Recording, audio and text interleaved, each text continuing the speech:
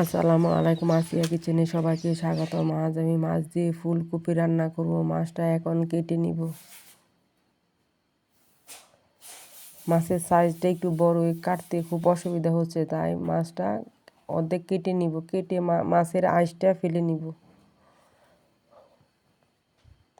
মাছের piece piece ছোটই করব।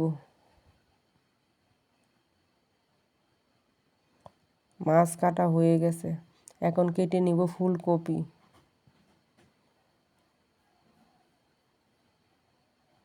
লবণ হলুদ দিয়ে মেখে মাছটা তেলের মধ্যে ভেজে নিব।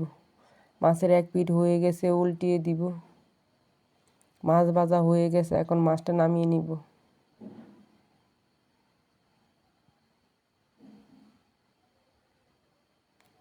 এই তেলে মাছ ভাজা তেলের মধ্যে দিয়ে দিব পেঁয়াজ কুচির মধ্যে দিয়ে দিব হলুদের গুঁড়া, মরিচের গুঁড়া, ধনিয়ার গুঁড়া, লবণ দিয়ে মশলাটা কষিয়ে নিব।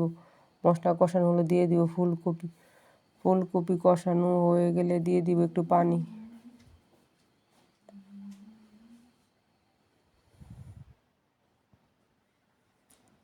এখন দিয়ে দিব কাঁচামরিচ, দিয়ে দিব ভেজে রাখা মাছ দিয়ে একটু নাড়াচাড়া করে নিব।